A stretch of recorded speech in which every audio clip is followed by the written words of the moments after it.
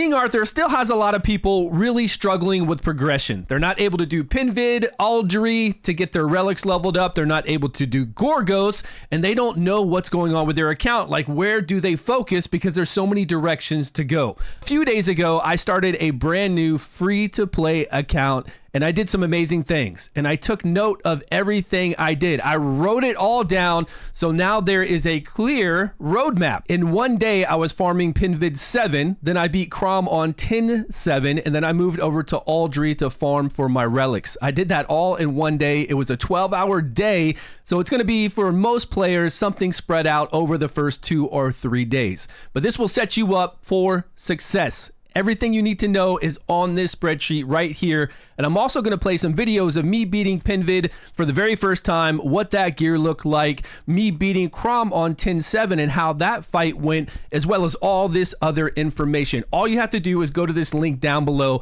and you will be set. There will be no questions asked on how to progress. Come and join the 3,200 supporters over at the Netmarble website. Pick me as your content creator and I will send you 300 stamina this month, along with 100,000 gold.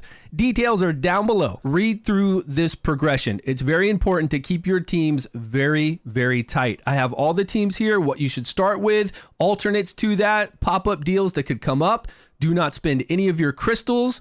The starting team you're going to use will be Kay, Morgan, Tristan, and Torin. We're keeping this team extremely tight because we don't want to waste resources. We're not going to level up some other hero like a new legendary that we summon to level 60 and then work on their relics getting to 50. We want to make sure we use the same exact heroes to conquer the very first dungeons so we can have everything on farm and then we can level up those heroes. Even if you pull Bedivere on day 1, do not level Bedivere. Stick to this plan. We don't have enough resources. Like I said earlier, we can't level up another hero even if it's a legendary and you think it will do better for you. 90% of the time, it will not do better for you. Stick with this team. They're level 60. We're going to take their relics up to level 50. We just don't have the resources to play with anything else until we accomplish this, and then we can do whatever we want. The game is wide open for us to have a great time with. You're not spending any of your crystals for summons. You're going to use them for events and pop-up deals. Here's an example of a few. For the shop, you want to keep an eye out every day for Dejaret's Frost or Flame Relic,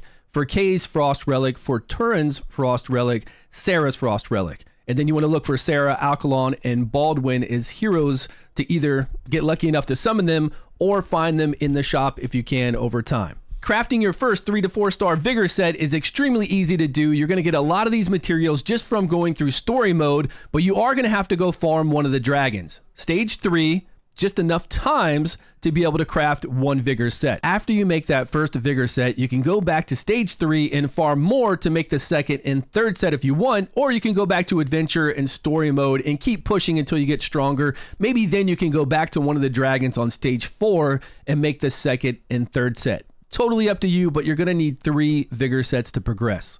The videos of me fighting all these bosses will be at the end of the video, but you can see over time the progression. Here's when we first fought Crom. We don't have the bear unlocked to level up our relics. We're not level 60. We only have 1 rank 6, which is Kay at level 57.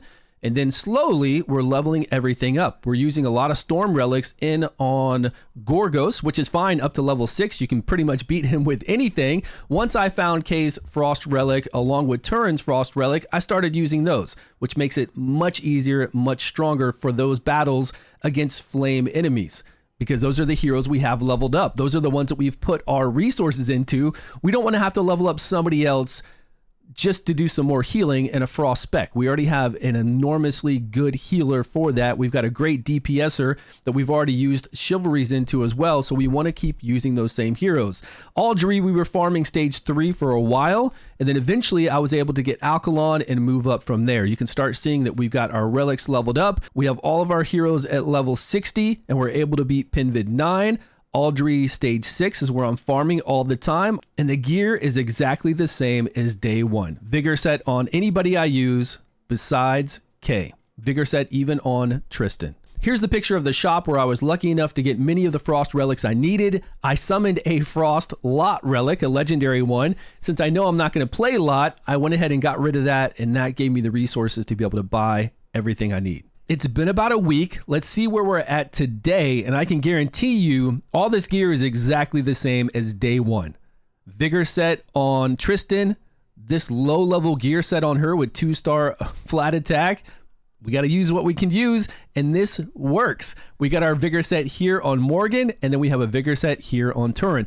And anybody else I use over there when I go to play Akalon, or now when I'm playing Anguish, I just change these Vigor sets around. The only person I keep that one attack set on is Kay.